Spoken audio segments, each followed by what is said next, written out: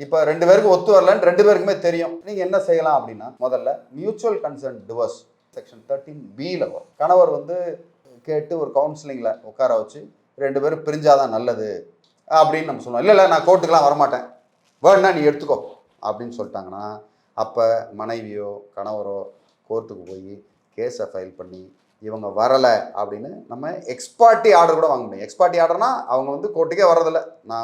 நான் கொடுக்குறேன்னு சொல்லலை, நான் வாயால் சொல்லிட்டேன் நான் கொடுக்குறேன்னு, ஆனால் கோர்ட்டுக்கு வர முடியாதுன்னு சொல்கிறாங்க. நான் வந்து கோர்ட்டு படி ஏற மாட்டேன், அவ்வளோ ஒரு கௌரவமான ஆள் அப்படின்லாம் சொல்லிட்டு அங்கே வீட்டிலே இருப்பாங்க. அவங்களெலாம் வீட்டிலே இருக்க வச்சுட்டு நீங்கள் ஆர்டர் வாங்கிட்டு போயிட்டே இருக்கலாம். டொமஸ்டிக் வயலன்ஸ், கணவர்னால கொடுமை, மாமியார்னால கொடுமை, நாத்தனார்னால கொடுமை, மாமனார்னால கொடுமை, அவங்க சொந்தக்காரங்கனால கொடுமை அப்படின்னு பல கொடுமைகள் இருக்குது அந்த டொமஸ்டிக் வயலன்ஸில்.